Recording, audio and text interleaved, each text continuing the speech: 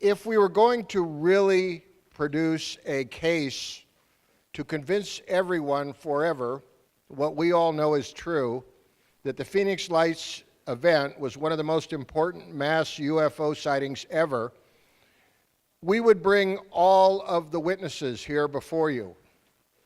We can't do that because it would take months to get through the testimony of tens of thousands of people who live in the central corridor of Arizona, and as we found out last night, who live in other states adjacent to Arizona, who probably were witness to the same extraordinary aerial phenomena.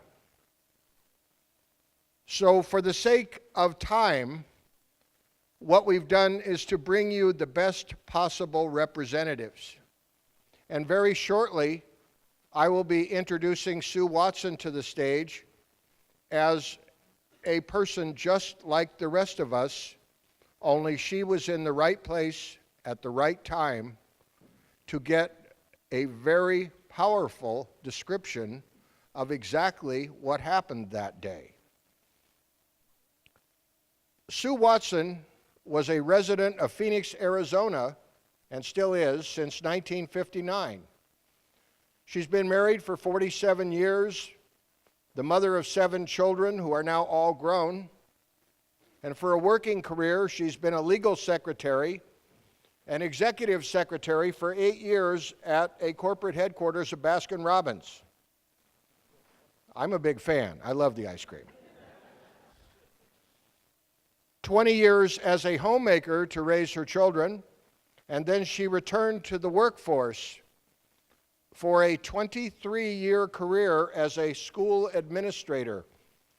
6 years as the director of admissions at a Jesuit school in Arizona, and 17 years as director of development and fundraising for a Montessori school.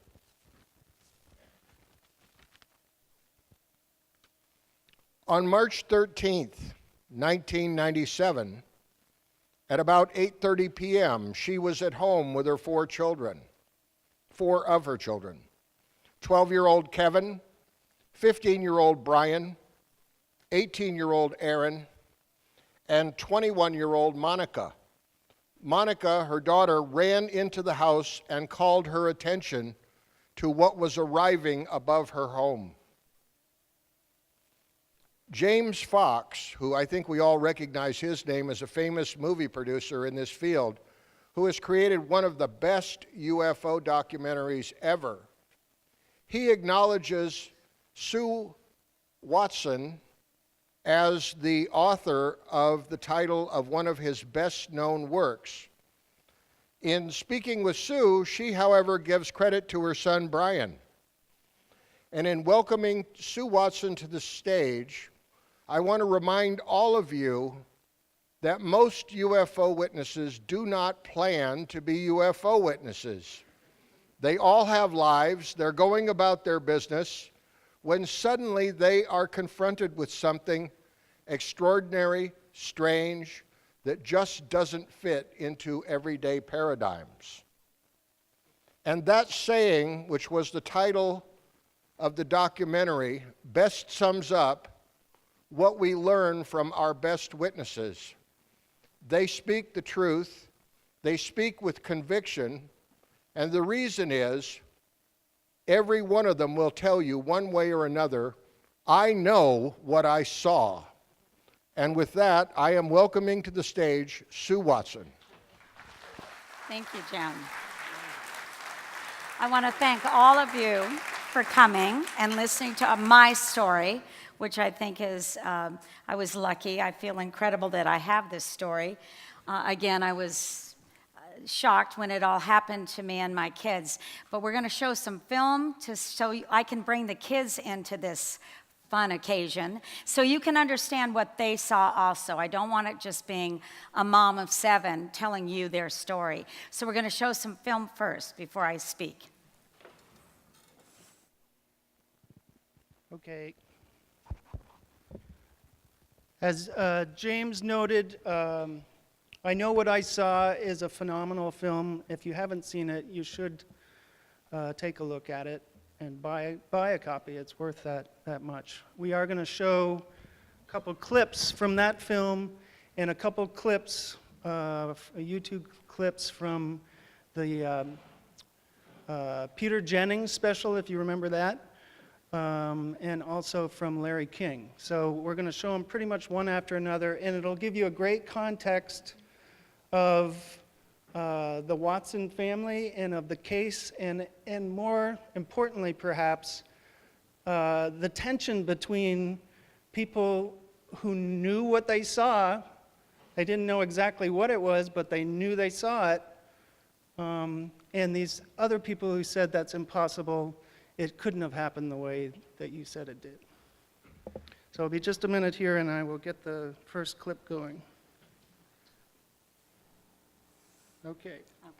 I jumped out of the way. I said, oh my God, this plane's going to crash. This thing came right across, north to south. Incidentally, I was a private pilot, so I have some familiarity with the airspace. It glided over my house, and there was absolutely no noise. What I thought to be a kind of a boomerang shape. Myself, my God, that's a wingspan. I've never seen anything like that. They were reported by at least one commercial airline pilot. It was humongous, that's all I can say. It passed right in front of us, just about right above eye's length.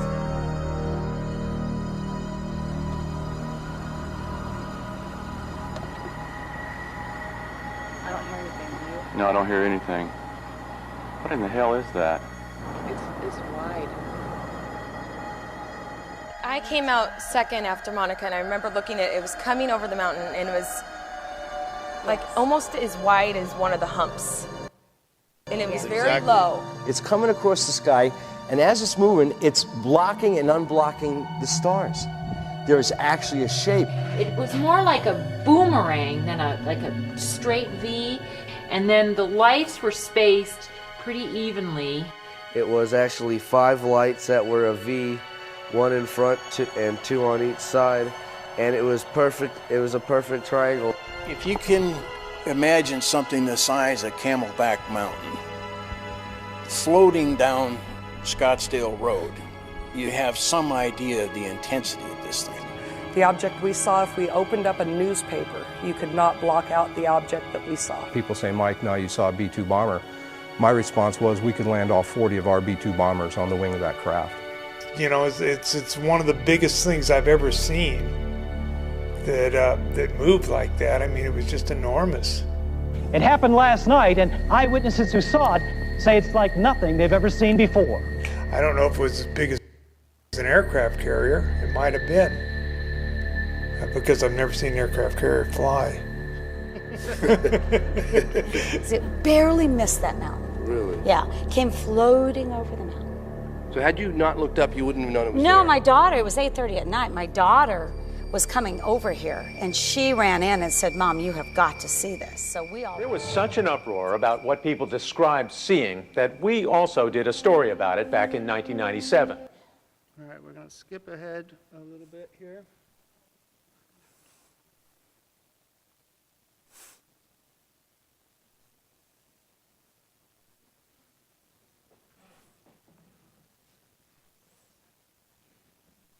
We're going to get to the bottom of it. We're going to find out if it was a UFO.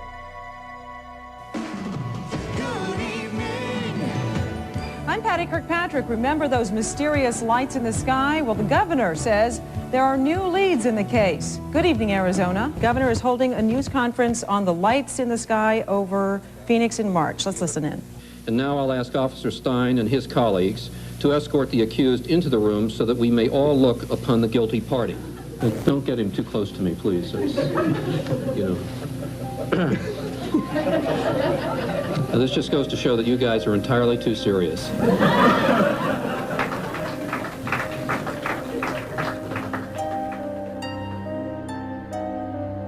I think what really irritated me was the joke the governor pulled with the Martian. You know, I just didn't have time for that kind of stuff. He was just dismissing everything that these people had seen and said, just like we're all Looney Tunes. And I know what I saw, and that's not what you're telling me what I saw. I didn't see flares. I didn't see A-10 Warthog. So how about we work together and try to figure out what this thing is? That was Sue's son, of course. Yeah, that was Brian. All right. Now to the Peter Jennings clip. This is a pretty quick one, but it's a really good one. We're just trying to get you to see the kids' view a little more.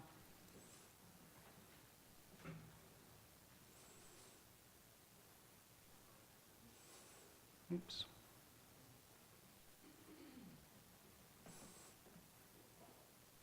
Sue Watson and her children, Brian, Aaron, and Kevin, were in their front yard. We saw this incredible sized vehicle.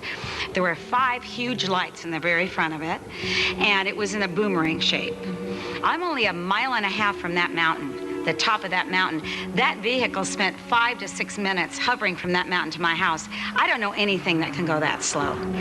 It was absolutely silent, just completely gliding, just like part of the sky, just a big, big, big platform, just flying with lights in front of it. I could see it was covering stars, so I knew it was something solid. Sheriff's Deputy Thomas Chavez was in his squad car. I was sitting here facing to the east, watching the intersection, and on one of the times when I glanced up from my paperwork, that's when I saw the strange set of lights. I can't give you a definite answer to what it was. All I can tell you of what it was not, and it was definitely not an aircraft. Okay, one last clip from, this is a fantastic clip from the Larry King Show. With his wife. As it passed in front of us, all we could see was the left wing of the craft itself. That's how low it was. We didn't go fetch a camera. We didn't do anything but sit there and watch it. You actually tell yourself not to blink because you might miss something. I mean, that's how intense it was. It gives me goosebumps when I talk about it. At 10 p.m. that night, thousands of other people reported seeing another series of lights in the sky. What I'm looking at here is a light on South Mountain. Mike Christen. There, you're getting better. James McGahee, these 2 intelligent young ladies, Monica Bush and Aaron Watson, are saying this craft went over their house. It took 5 minutes to go over their house. They looked up at it. Are you denying what they saw? I'm not denying that they saw lights. I am saying they misinterpreted those lights. There was clearly a formation of 5 aircraft flying in formation with their formation lights on that night. I actually have a videotape of that, of those 5 lights in formation, and I have a confirmed eyewitness who viewed it through a very large astronomical telescope to say they were individual airplanes. Monica, how do you react to that? It was clearly not 5 aircraft. It was 1 aircraft with several lights, and it was right over our house for a long period of time, with 5 people observing it at the same time. And Aaron making no sound? No sound, completely silent, and unless there is a plane that's a mile long, or it was all connected. So, bottom line, it was 1 object that we looked up at. How do you know they were connected? Because we looked up and you couldn't see stars through it, and that's why I knew. That's why I was like, Are you qualified to look at the sky I'm not, at night? but Can you don't identify care. stars? I don't really care about the subject enough, and what I saw, I wish you would have seen it. No. I really do. I wish more than myself that you would have seen it. Hold on, James. How do you? One more question, Aaron. You guys saw this thing take off. Yeah. So when you saw it take off, it was probably yeah. It was probably like a mile south of our house. My 2 brothers and I witnessed. It was a V-shaped, like boomerang shaped, and it kind of went in a little bit, and then it was gone. There was no fumes. There was no evidence. Stanton, how do you react to James's differing? I think that he started off with the conclusion that there are no flying saucers, there are no alien spacecraft. Anybody who thinks they've seen one is simply mistaken. He's a competent pilot. He knows. But you ought to talk to the guys at NARCAP, National Aviation Reporting Center for Anomalous Phenomena. They've collected more than 3,000 pilot sightings, many of these multiple witness, radar visual, in the sky, in the daytime. Why do you deny it, James? James, why do you deny it? I'm not denying it. I'm simply looking at the evidence. First off, I should say pilots are not trained observers either. They're trained to fly airplanes. Let's be clear about that. Pilots make mistakes identifying things in the sky all the time. Secondly, the issue is about whether lights in the sky should be interpreted as spacecraft from another world. There's hundreds and hundreds of things that cause lights in the sky. Natural phenomena, astronomical phenomena, atmospheric phenomena, man-made phenomena. But the girls none of these have anything to do with extraterrestrial spacecraft. The girls are saying they saw a craft fly over the house without making any noise. It was large in size. It took 5 minutes to pass over the house. Well, these were the aircraft that were flying through that night were flying at a slow airspeed at a high altitude. They would not have made any noise. But let's identify what they're saying. They're saying an aircraft a mile across flew through the Phoenix airport area, one of the busiest in the United States, a mile across, didn't divert aircraft, and they didn't see it on radar. Yeah, that's why we called. That's why we called the airport instantly. And us and 10,000 other people. All right, I got to get a break. Thanks, Monica. Thanks, Aaron. James will remain with us. And James McGahee, Stanton Friedman, and James Fox will complete our discussion. Right now, let's check in with Anderson Cooper, the host of AC. How about that?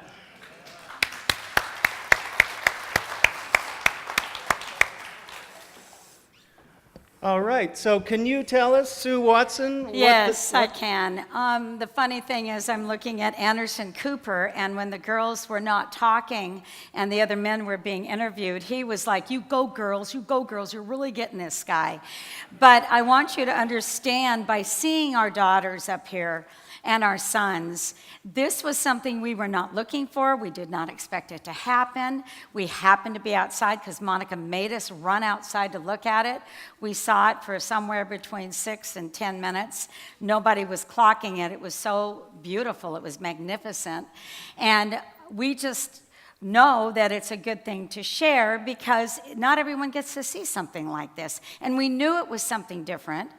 We also, at the time, did not call it a UFO that night.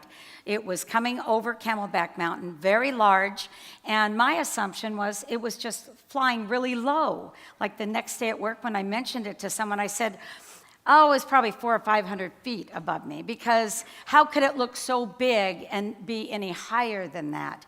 Again, I didn't know the height of the Camelback Mountain, even though I'd been there forever and went to Camelback High School.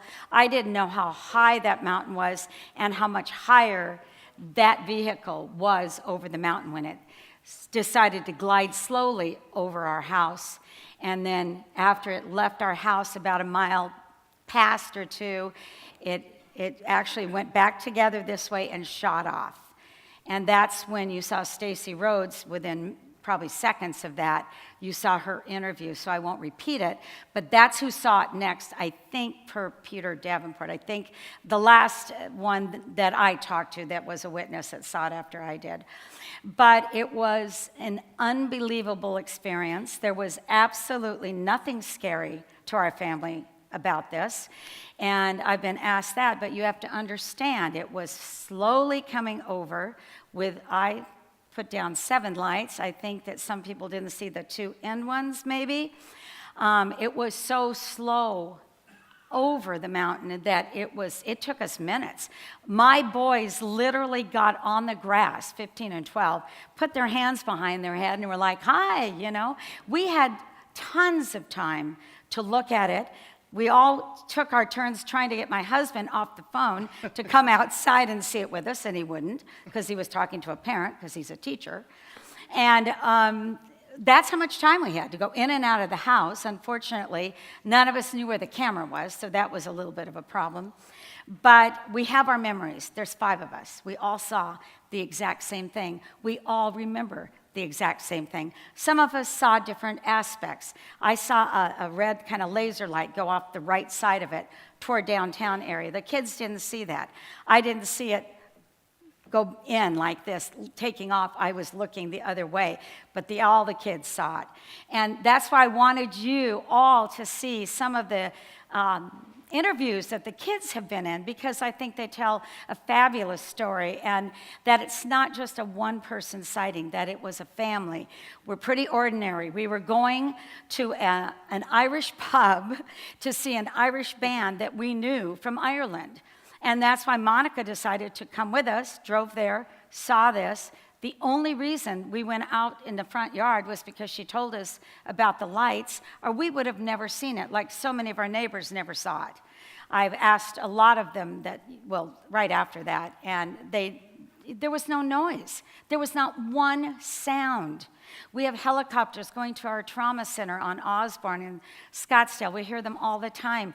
Nobody would have known to run out and see this, and yet we happened to have someone outside to tell us to go out. We have a dark neighborhood. I was explaining to some of the people earlier. It's not, it's large lots. There's a huge golf course next to us. So it was really beautiful because we didn't have a lot of lights distracting us from the lights that were on this aircraft, which we called it. We continued to call it an aircraft. Then, after it sped away, I called the airport and I said, guys, I have to leave at 9 for this band. So I said, I will call the airport before I leave, which I did. And they immediately, it was a gal, and she said, I said, I just want to know what just went over my house. Camelback Mountain pretty much covered it. Went over my house, took a long time going over, huge, and it just went in your airspace. It just went right past going south to the 10. Basically, because we're kind of even with the 10. And she said, well, I have no idea what you're talking about, but I will give you a number to call, and it's the UFO National Reporting Center. The man's name is Peter Davenport. So I went, okay, I will call him. One more call before I have to leave. So I called Peter, and he answered right away, and I told him what we had seen. He said, listen, I've been getting some calls. I've got some calls. Let me take your story.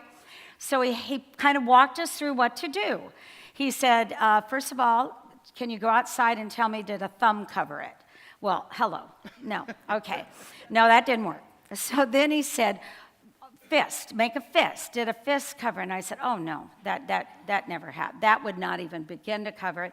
So I've got all the kids are out there like 1, 2, 3, boomerang, and they're all trying to, I said, I'm not even sure, Peter, 10, 15, I have no idea. Even what I told him, I said, it was just really big. It was like really big, like over us, And I said, it just stretched over our house. I have no idea. I also don't know how high it was. He said, this is what I want you to do. I know you're leaving the house soon. Before you leave, while your 4 children are with you, I want you all to draw a picture of what you saw right now, and then make at least a page statement of exactly that. Everyone agrees. Everyone agrees on the aircraft, what it looked like, the shape, and what you saw. And we did that.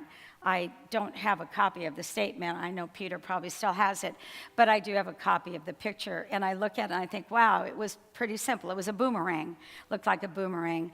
And another thing to say is when it was over us, it was so solid. I mean, the whole sky, there was a time, actually, where we could see a little of the sky, in like the kind of, again, I have it more rounded than other people did, but it was so solid. I think we were all kidding about some of the footage wasn't shown, but my one daughter said it looked like a bunch of cruise ships connected. I even said it looks like Fashion Square Mall flying over our house. It was that big. Several football fields. At least, the boys said, because they both played football. So we were all kind of trying, and this is our discussion in the front yard. I mean, this is the stuff, we had that much time, like looking up at it. And it had amber lights in front, very straight, very precise. Nothing moved, nothing detached. It was boomerang, beautiful. I mean, it was beautiful, huge, beautiful. And then when it came over us for at least 4 or 5 minutes. Again, we're not timing it. It was amber underneath, and it was solid and beautiful.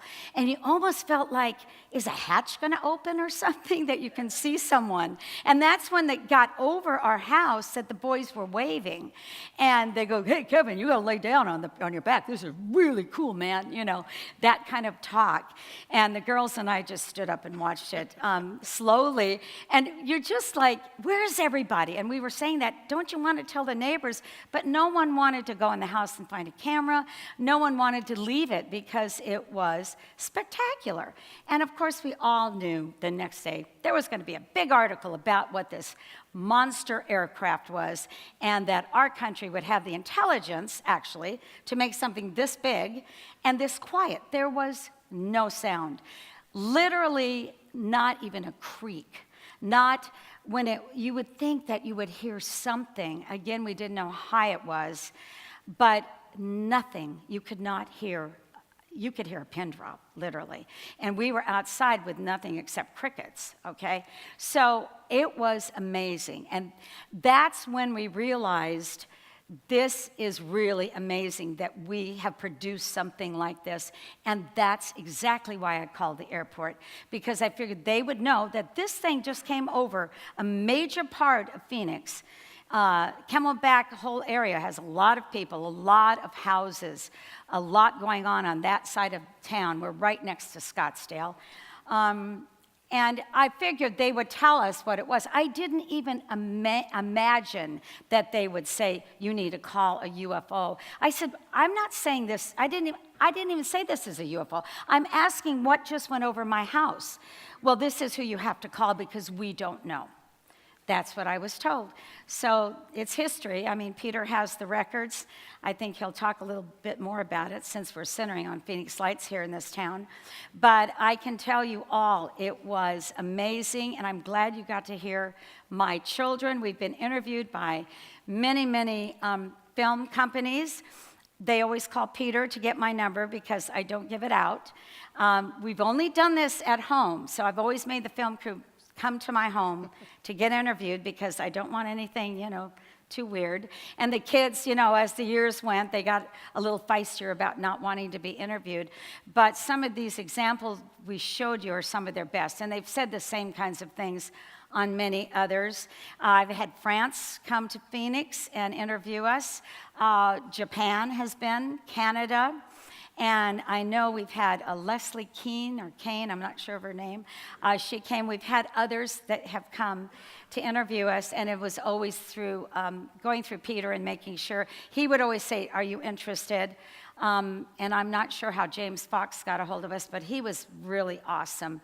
He came and stayed in Phoenix 2 or 3 weeks. It wasn't just a one time, 2 hours at the house. He came back and asked us more questions, and he did a great job of researching. If you ever have the time to see it, the film, we're in the first 14 minutes of his shots. That's when we started realizing how important Phoenix Lights was to the community that has been tracking this stuff. I've never seen maybe something before. When I was dating my husband, we thought we saw something in Tempe sky, but I've never seen anything since. I don't really look for them. I don't go out at night and sit in my front yard. I'm a little busy. 7 kids, 8 grandkids. But I wouldn't mind seeing it again. I had, again, no fear. None of us did. You saw the kids' reaction to the way the skeptics were treating them. And I was proud of them because, you stand up for what you see. You stand up for what you believe. We've taught our kids that. Vince, my husband of 47 years, is right over there. And that's what they've learned. And to be honest, whatever you've seen, be honest. Tell the truth. All the things that we did, and then feel like a little bit we were getting scorned by the press. And when the governor did that, it was such nonsense to me. Because as the months started passing, we realized nobody was talking about it. And I think probably the only person I knew to call was Peter. Poor Peter. He probably has tons of calls from Sue Watson. But it was like, what's going on? If they found out, I didn't know to call the Air Force Base or anything like that. But I just wanted you to get a little glimpse of what our family saw. You didn't need me at all. Well, don't leave yet. Oh, no, I'm not. I'm going to have some water. That's yours. So I wonder, you've said to me over and over again, and also to the crowd tonight, that there never was a sense of fear or dread. No. And that you did say you thought it was an aircraft that was, you know, a new project or something. Absolutely. We definitely all were calling it a massive aircraft. We were not saying, this is our first UFO. You just wouldn't even, we didn't even think of it. Believe it or not, we didn't even think of it. I think it came to mind when it went together and shot off, and it was like this, and I think Aaron was the one that showed you pretty much what happened to explain to the skeptic up there. And I do believe other people saw that or saw it in a different shape. I'm not going to speak for anyone else, but obviously this vehicle was able to change shapes, probably to get better wind speed or whatever. But yes, no fear. There was never any fear. And everybody, even today when we were talking, I said, it's funny, none of us had any fear. So another question is, did things start feeling weird when there was no press, no anything, no news? I mean, literally it was from March to May before anything was really said, right? Yes, and I guess there were. I left that night. I was at the Irish bar, okay? So I didn't see the 10 o'clock news, and it looks like some of the stations had picked it up, that people were calling them. But it was very quiet after that, and if there were any articles, I'm not sure. I started hearing a little bit of action in May, and I do believe it was June that the governor made his ridiculous cartoon. But no, it was annoying. And, I went to work the next day at Brophy. It's a big Jesuit boys' high school. And I was in the office talking about it. And other teachers came in. Oh, Sue, I was driving to the airport. I saw it, went over me. So who knows how many people? Not all of us called because, we saw it for, 8-10 minutes, whatever it was. So it's amazing the people that I've talked to since that have seen it. It's got to be thousands. It's got to be. You had said, too, that your house near Camelback Mountain is it's part of a no-fly zone. Yes. I think I mentioned earlier, the only time we ever have any craft, there's a reserve on McDowell, just below us, 52nd and McDowell. Sometimes they're helicopters when they're doing their, whatever, the little work things that they're doing. And then the east-west helicopters, we live on a street called Osborne, and there's an Osborne Trauma Center, and we get those at night. There's never been a large plane ever go over our house. They go on the north side of Camelback and way south of Phoenix. That's the pattern. If you've ever flown into Phoenix, you'll know kind of how they're going to take you around, but not at all over what we call the Arcadia area, which is right on the border of Scottsdale. So yeah, there's never been ever. That's why I called the airport, because I thought they're going to be able to tell me why they let this huge aircraft go over all these houses and go through their flight pattern. And that's why I made the call. I have to say, in one of the clips, I think it's Erin, your daughter Erin, who says, after that, the sighting that you saw and everything got silent for a while, she said she didn't feel like she wanted to go to school and talk about the case because she felt like she might be branded a kook, Yes. Erin was the sassy one on Larry King. Monica, at that time, was starting to teach. She had finished college. And Erin was a senior in high school, an editor of the Arcadia High School newspaper. And she wasn't about to say anything. She said, yeah, can you imagine me writing an article or something? I'm ready to graduate. She didn't want to tell anyone about it. Brian and Kevin were in different levels of school. Brian was, I think, probably a freshman, and Kevin was in grade school, and none of them went to school and even talked about it because they didn't know what to say if people had asked them questions. Because we were a little bit wondering what it was when it shot off, because that doesn't usually happen. I'm going to ask you one more question, and then we're going to open it up to the audience. Now, I forget what I was going to ask you. hold on. Yeah, oh, I remember. When there's... What was that mean? There's one of Stan's coins falling out of the... Oh, who did that? The whole frenzy of these interviews, that didn't start for quite a while afterwards, right? That's a great question because, again, I was trying to find things and we couldn't. It wasn't named Phoenix Lights, by the way, that night. I'm not sure. Somebody asked me today how it got named that. I'm not sure. It's a great name because that's what people talked about. The lights were huge, okay? They were huge on this aircraft. So, what was I answering now? all the interviews all of a sudden. And we were, we were just trying to find out more. And again, I had people to talk to that had seen it, but we were saying there's no one talking about it. And I honestly do believe, and Peter might have better memory on this, that the very first time we were on camera was Peter Jennings starting a new show he was going to start monthly, and then he passed a couple of months after our show, was a UFO show, and they came, that was in 2005. We saw this craft in March of 1997.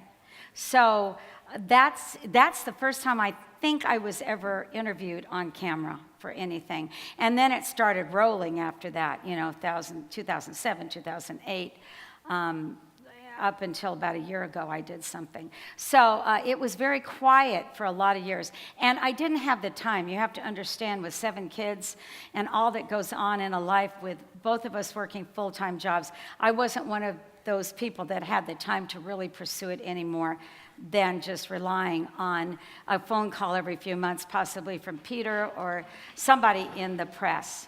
So that's basically why we weren't that involved in anything. Yes, I can take questions if anyone has any. Can't see you very well. Okay, Sue? Yeah. You mentioned that when you looked at the craft, you said amber. Now, was the craft colored amber, or were they amber-colored lights? No. The craft, I can't remember the color of the craft, whether it probably was dark. The lights, again, coming over the mountain, all we saw were the lights. Then when it came over, it was a huge craft. You could see it was solid. But underneath, it was an amber color, because that's why the boys laid on their back, was they're thinking, can we see inside? Because it was totally at that point over our house, blocking out the whole sky except for the V, in the back of it. Okay, so it was an amber underneath, but I don't know how that light got there because there were no lights on the back. Well, if it was an amber from the hue of the 5 lights that you mentioned, right? The question I want to ask is, did any of the illumination from those lights come down to the ground where you were? I mean, like you could see the lights as they moved down across the street and lawns and things? Not at all. Not at all? They were straight, no. So none of the lights from the craft came down so you could see it? No, because the boys, I was kidding them, it was dark, and the reason I mentioned our neighborhood was dark was we didn't even know if they could, he, she, whatever up there could see us. And the boys like, what are you doing laying on the grass waving? We're dark. We didn't have a lot of street lights. And no, if they had had lights on us, they would have definitely seen the kids. And all of us standing out there. There were no lights at all down on us. All right, thank you. Oh, sure. Hi, Sue. Oh. Over here. Okay. Yes. Over here. Question for you. Okay. So we have Yes, the famous footage of the huge lights over Phoenix, over the mountains. Is this the same sighting? Is this a separate sighting? Because those lights, as they appeared on TV, I think they kind of blinked out one by one, and you're saying that it zoomed off. Is this a different sighting? I think that is a totally different sighting that was later at night. I've seen that. It is not at all what we saw. It was the same kind of length, but lights were going on and off, and one looked like they were almost floating. Ours was solid. Again, we drew ours with 7 lights. I know that I've even said, the kids have said 5 because people have said 5. We drew it that night together, so I'm going to stick to the 7. But they were solidly on the aircraft. I mean, we watched that coming at us at us, not to be frightful, but coming at our home for a long time. And they were steady, solid lights that were on the aircraft. And it did not look like the one I saw at 10. Do you know if that was the same night? I think it was. You know what? I didn't see those till years later. Oh, okay. And I think that they have said it was on March 13th, but I'm not sure. That was over a different mountain, too. I think that was South Mountain. I'm not sure. But it did look different. I mean, it looked like it was almost the shape, but the lights going on and off and looking like they were moving was not exactly at all what I saw. But Thank you. any other? Hi, Sue. Hi. When the governor from the state of Arizona was out of office, he apologized for what he did because he said he actually witnessed it himself. What was the reaction in the media and with your family when he did that? Well, our family, we were past it at that point. And again, we didn't get a lot of local press. We, meaning our family. I was never sought after by local, always international and national, which is interesting. I don't know why, and again, the only time my name ever was given out with my permission was through Peter Davenport. So I don't have a lot of association with local. I've met a few people. Stacey Rhodes came to my house one time to get filmed. She was a fabulous witness. Some of these men you saw I'd never met, but I think they were fabulous. I'm not that involved in the community of Phoenix with this situation. But I was past Simonton. He was in a lot of trouble, guys, okay? I don't know why. I don't know. I don't know why he came forward. He did live at the base. I know his house because I had a friend that bought it, tore it down, and rebuilt a huge mansion on that property. His wife's family owned a huge lot on the base of Camelback Mountain, so I don't deny that he wouldn't have seen it if he was outside. But anyway, that's the answer. Can I answer the question? Yeah. Which is really interesting, and we're going to talk about this a little later at 7 o'clock. As a key witness and an investigator for the last 20 years on this, but I'm Dr. Lynn Kitai. Okay.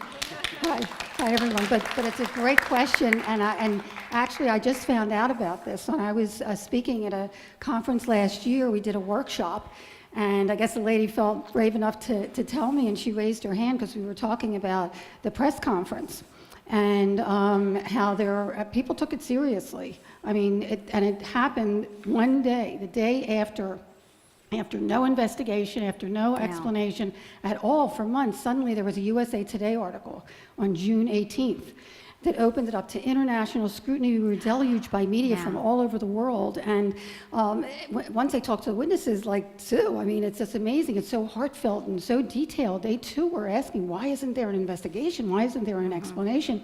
The very next day, after nothing for months, Symington called a press conference to reveal the culprit of the lights over Phoenix. That's all he said, and it was much more far-reaching, which we'll discuss later. But anyway, the media and the witnesses took it seriously, and he comes marching out his aide with the alien head costume. And when you listen to the clip that people see, you can hear them laugh and giggle. Well, this lady told me, because I didn't even know this, that after that cut off, the press was really angry.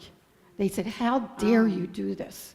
And nobody, that's like an inside thing. I didn't even know that because I wasn't there. But she said that everyone there, and she was there, was really angry. And there were parents that were with children that saw this, and they could not believe that he did that. And that it was such an affront to all the people and to the reporters as well that took it seriously. So I just want to give that little tidbit. No, that's good. And a couple of them, I think, talked about it on one of the films, besides me being honest and who I am, how annoyed I was at that. That is not what we were looking for, something to be joked about.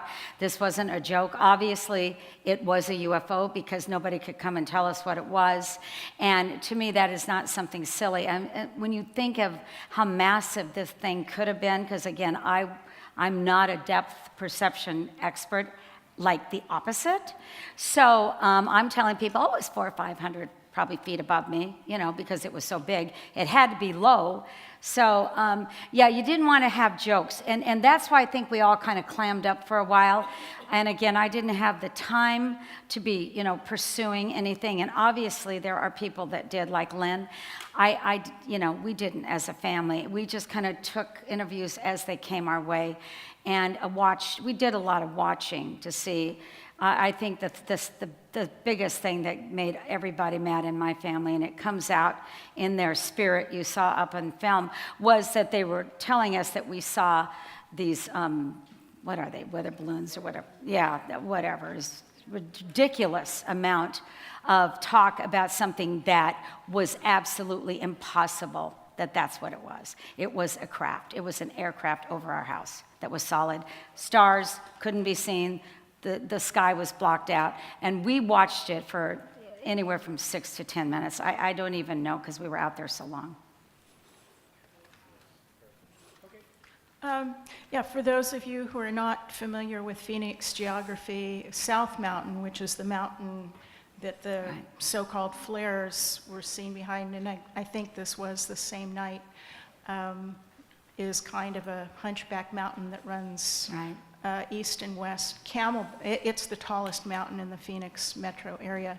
Camelback is, I think, the second tallest, and my recollection that the sign telling the height at the Echo Trail is like 735, but I'm not at all sure of that.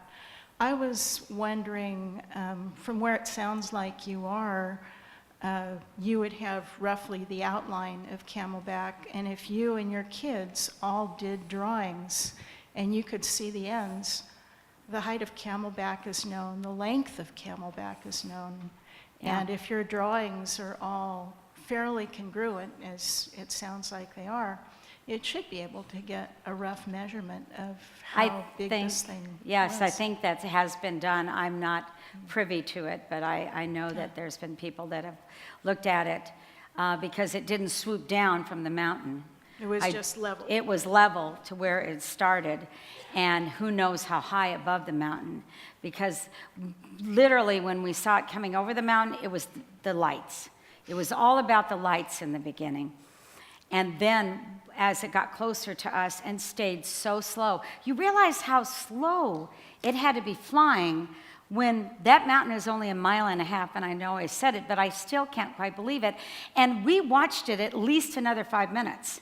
So, I mean, it's like minus per hour, how slow it was floating. Almost like, wow, this is cool. Do they see us down here? Thinking it's a pilot, right? Yeah. And wow, this is really cool that we have the intelligence to make something this big and this quiet. Yeah, because there's just so much data in this with 5 witnesses. Oh, yeah. If your drawings include the outline of the mountain, you can get a rough estimate of height.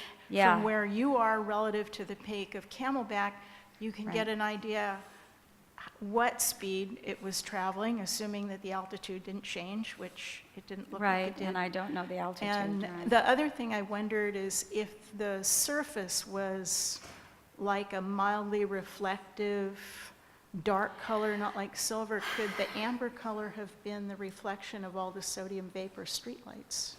I have no idea, to be honest, but I don't. The craft was a dark color.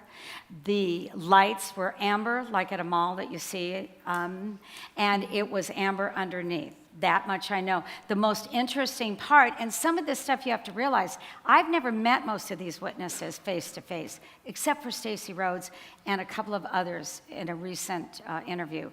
But when I'm hearing, for instance, was it Northwest Airline, was it a captain or something? He was farther in to Scottsdale, which means it was over him. Now, I am on the border, literally by 1 block of Scottsdale in Phoenix, and I just had a young man that was 40 years old come to my house a week ago to pick up some cords from my husband's music closet, and I told him I was coming here, and he said, oh, I was on Goldwater Boulevard that night, stopped and watched it. Stephen was on Goldwater Boulevard, which is approximately 1.5 miles to 2 miles away east of my house, which means it was past him. I mean, who knows how many miles long this thing could have been? Because again, our perception was it was flying low, so it looked so enormous to us. We weren't reasoning that way at the time. We didn't know how far up it was.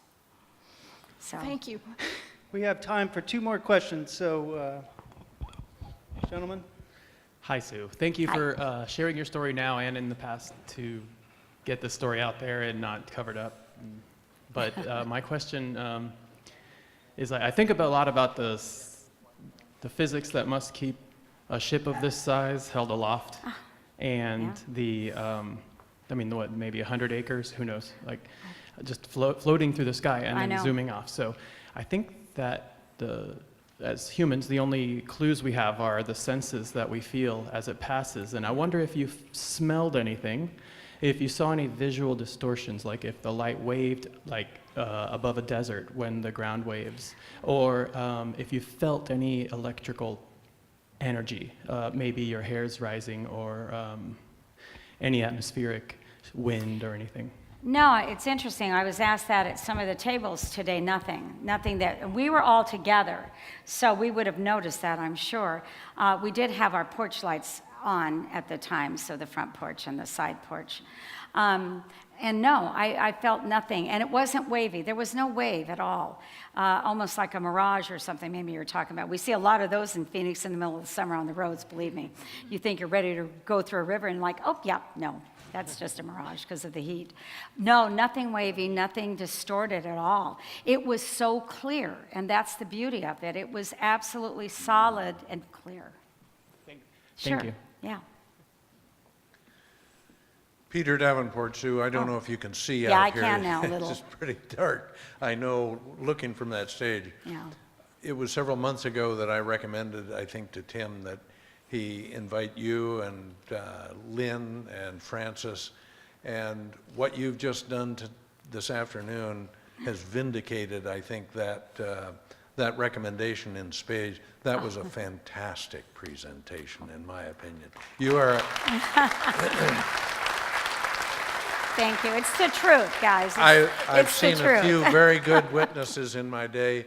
There are very few, though, who are heroic in their presentation. You've done a great job, and you've maintained the same story over 19 years. You're the type of witness that a UFO investigator just dreams about. But I have one question for you, and this will prepare the audience for my presentation tomorrow morning. Would you hold up your arms, and would you show your audience how big that object was over your head? Was it this big? Was it this big? Was it this big? Was it this big? Okay. How big was it? It was like there. So about 100, yeah. You've said the same thing for the last 14 years. Okay, good. 130, 140 degrees of arc. Yes. Okay. And, That's going to play a crucial role in my presentation. Oh, okay, I'm good. going to address how big that object was. Oh, good. And I can't wait to don't think hear the it. audience will believe it. Thank you very much. Thank you, everybody. Hey, I was hoping to ask you a question. Can I ask one more? Or? No. Maybe you can talk to her when she's out in the crowd. I'm sorry, we do have to. Oh, okay. You can talk to her out there. Okay. It's fabulous. Good. All right, give us a few minutes, and we're going to welcome to the stage Frances Barwood, who has an amazing story of her experience because of the Phoenix Lights case. Welcome back.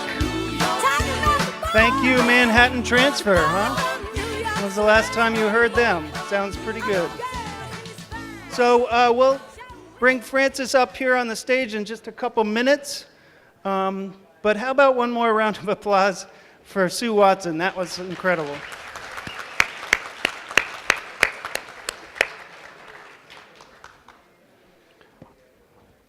Actually, I think we're all set. So without further ado, let's welcome James Clarkson again.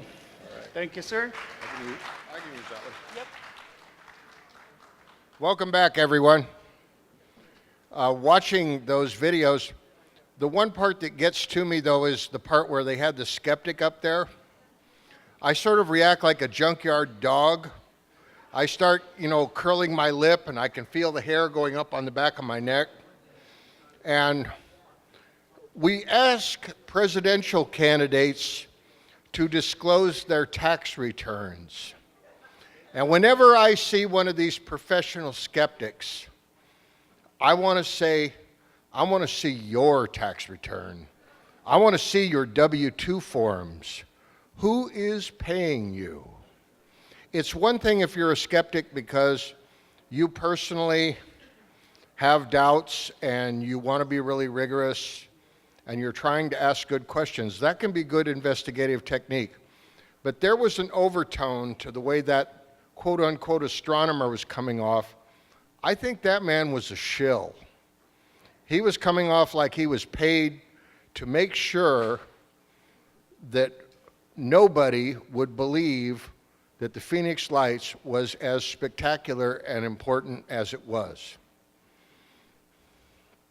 Now, in introducing our next speaker, I've had the pleasure this morning to get to know her just a little bit, and I was really looking forward to meeting her because a long time ago, back in the aftermath of the Phoenix Lights, I remember that there was a call for donations because of the political problems that she was facing at the time. I'm referring, of course, to Frances Barwood, and I sent a small donation, and I hope some other people did too, because I admire courage. And it's one thing to say, I believe in UFOs and I'm interested in UFOs when you're in a place like this.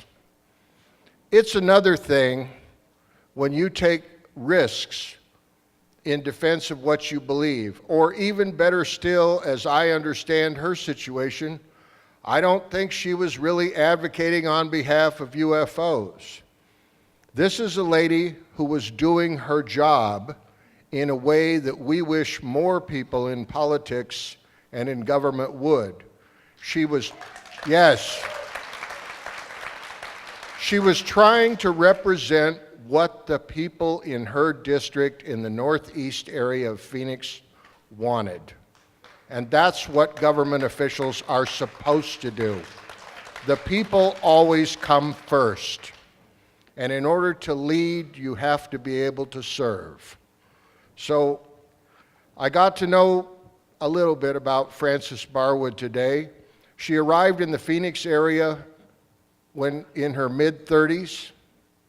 She's lived there ever since. It seems to me that she didn't really intend to become a political figure or to be in the center of a controversy. Again, trying to be the leader and to stand up for the interests of the people in her district, she was trying to get things done after 1992 when she was elected to the city council to get roads paved so that there would not be such severe dust conditions because children in the area with asthma had trouble. So trying to push forward to get roads paved that should have been paved, trying to keep other roads to not be built so that people would not lose their homes, she ended up going to City Hall, finding out that City Hall was way different than she thought it was, and she ends up being a councilwoman. On March 13th of 1997, I don't believe that she was directly involved in the Phoenix Lights. However, in the aftermath, we've heard that there was a huge thud in the media. We have an event of enormous significance to thousands, tens of thousands of people living in Phoenix and in the Central Corridor area of Arizona, and yet the media is not picking up on it. We also find out that government is unresponsive. What Governor Fife Symington did was abysmal. He failed the public. Even if you argue that he was trying to deal with a crisis because 911 centers were overloaded, or because there were too many calls for an investigation, he still failed as a leader by not acknowledging that people in his state were profoundly affected by seeing this enormous craft from God knows where flying overhead. Eventually, Frances Barwood responded to the challenge. Hearing too much and too often from too many people, she said, "Why aren't we doing something about this? Why aren't we investigating?" And I think that's in keeping with her background, because it turns out that she has been investigating problems in many ways, starting off being a medical assistant in an emergency room. She's certified as a phlebotomist. Along the way, she's also a lady who's helped raise 3 children. But the most important thing she said to me is, I guess, what I would like to take away from this whole presentation.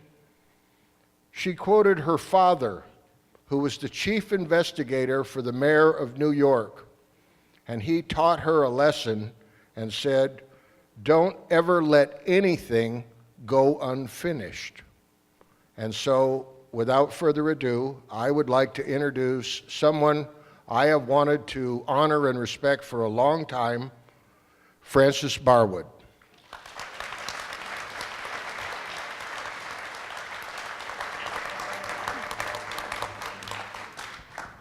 Okay, I'm going to hold it the way they told me to and put it on my chin. He almost made me cry when he quoted my dad. I came to Arizona in 1980 from Vermont, and I thought, oh my God, everything's brown. But you know, it changed a little. About 1983, there was a problem with the road. They were going to put a large road right through a neighborhood, and it happened to be my neighborhood. And so all of us got together, and they told me to go down to City Hall and let them know we were against this. So I did, and kind of went downhill there, because I kept waiting and waiting, and nobody came in. And then they finally said, well, Bev is supposed to come. And so I waited, and I said, well, where is she? And they said, it's not a she, it's a he. And I said, why would anybody name a boy Beverly? And he was standing right behind me. So I kept asking them questions about why were they doing this very strange road in a strange way. And it's because, well, they wanted to circumvent some property that a developer had. And so we fought them, and they put me on, it was called the Squaw Peak Extension Advisory Committee. And they called me out of order so many times, because every time I brought up a question, they said, that's not on the agenda, you're out of order. So I came in with a shirt and said, out of order. And so when I would bring something up and they would tell me I was out of order, everybody that was from my neighborhood, including my husband, would start chanting, let her speak, let her speak. So the Squaw Peak Extension Advisory Committee is SPEAC, which is kind of like speak. So then they kept saying, you know, it was the speak committee that won't let her speak, and it went on from there. So what ended up happening is I ran for city council, because they all said, you should run for city council. And I thought, I'm never going to win, and I did. And I was like, oh my God. And so it was kind of interesting, because you know, you see the government that you see, and then there's the government that you don't see. And a few of the things that happened was, just to give you an idea of what happens behind the scenes, I had 2 roads in my district that were unpaved, and as you said, it was dust, and the kids all got asthma and everything, and so I got the funding for those 2 roads, and I thought, this is great. And then we had another council member wanted to put this big road a 1/4 mile north of Camelback Road. And as Sue said, Camelback Road is like a major east-west road. Old neighborhood, old businesses in the main part of Phoenix, old neighborhood behind it, historic homes. and they were going to do it a quarter mile. They were going to take all these homes out. They were going to destroy the businesses on Camelback. And they came to me and said, we can't let this happen, and our councilman is not listening to us. So I said, I looked at it all. I said, okay, I'll vote against it. Then I got called into the mayor's office, and at that time it was Paul Johnson. And he said, well, we need you to vote for this. And I said, I can't vote for it. It's wrong. It's, going to destroy a historic neighborhood, all these houses from like early 1900s. And he says, we really need you to vote for this. Now, there's 9 people on the city council, and we have a district system. So everybody is responsible for their own district, which is so much better than having at-large, because your people hold you responsible. Well, his people couldn't get him to listen, so what they ended up doing was they came to me and some of the others, and so I went into the mayor's office and I said, I'm not going to vote for this. And then he turned around, he goes, then you're not getting your 2 streets paved. And it was like, what? He goes, you're not getting your 2 streets paved. So I said, I'm sorry, I'm not voting for it. And I walked out, and I walked into the ladies' room, and Thelda Williams, who was the other person who was voting against it, 2 out of 9, it really didn't matter, but they wanted the whole council to be united. And I said to her, I can't believe what they just did. And she came over to me and she said, let me pull the knife out of your back. And I said, this is ridiculous. And she goes, that's what happens. And so I didn't know what to do. And I thought, who can I talk to? And I went to the news media, and I talked to a reporter, and it was in the paper. He didn't get his Paradise Parkway, I got my roads. And so the whole thing is, it taught me a lesson that and there were other things, a lot of other things, and when I didn't do what they wanted me to, they wouldn't give information to my staff. Friday we get a packet, Monday we have to read it over the weekend, and Monday we end up talking about whatever it is, and then Tuesdays, the only televised session of the council is always on Tuesday. So he would withhold the packet, and as time went on, changed from Paul Johnson to Skip Remser was mayor. And it got more and more interesting with, you play ball or you're not going to get it. And then so I went to the news media, and I would get what I want and they wouldn't get what they want. And then I realized this is a really good tool, is because nobody else would do this. And that meeting that was about the road was supposed to be a closed session, but they didn't post it, so it wasn't an official executive session. So by law, I could talk about what went in, so that's what I did. They excluded me from some things, and it got real interesting. Well, when it was something that they didn't want out there, they wouldn't tell me. Hence the Phoenix Lights. I didn't see it. Actually that day I had a meeting down in City Council, which went late. So I was driving north on the 51, and it was going south over the 51. And I never looked up. And so, of course, nobody ever told me anything. And so time went on, and then comes May 6th. So I'm going to the council session, and I am running late, and apparently everybody else was in there. So I was kind of running, and I get stopped by this woman, and she said her name was Cindy, and she was from Extra TV, and could I talk to her? And I said, well, yeah, okay, what? And she goes, well, there was this vehicle that went over Arizona and went over Phoenix, and it was low and slow and, went over the main part of Phoenix. And my thought is, this was a danger.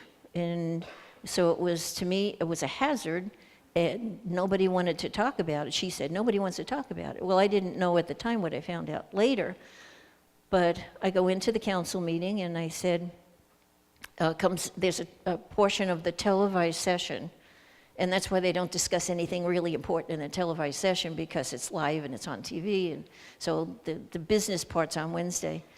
So there's a part, it's called council request, and you can ask any question of any level of government or anything at all that you want an answer for. And they assign 2 members of the staff to you. they go and do all the legwork, and they come back to you, and they give you the answer. So I thought, okay. So I said, I'll ask, good to sit down. And so I said, there was this reporter outside, and she talked about this vehicle that went over Arizona, and could we look into it? Nothing. And I thought, wow, that was weird. And they all looked at me. And I thought, why is everybody looking at me? And so then I heard somebody do a joke out on the side, which, like something funny out on the side, and they laughed, and I didn't hear what it was or anything. And I thought, that was odd. Then they went on to the next person. I didn't get 2 staff members. And I thought, this was really different. And I felt a little awkward, and I thought, okay, so probably it was a military plane or something like that, and they'll let me know. After the meeting was over, the deputy city manager, Pat Mannion, came over to me, and he said, and he's a big, huge Irish guy that was great, and he came over to me and he goes, you shouldn't have asked that question. And I said, why? And he goes, because the mayor didn't want anybody to talk about that. And I said, the mayor didn't tell me. And he goes, well, you shouldn't have asked that question. So I said to him, could you find out why he didn't want to talk about it and let me know? Unfortunately, a week later, Pat died from a heart attack. And I just felt really, really bad that I thought, oh my gosh, they probably gave him such a hard time that it gave him a heart attack. And so I'm thinking, why wouldn't anybody want to find out about whatever it was? And so anyway, that Friday, which was May 6th, Chris Fiscus, who was the reporter that had the city beat from the Arizona Republic, he asked if he could talk to me about the Tuesday session. So we had a lot of things on the Tuesday session. It's fine, come on in.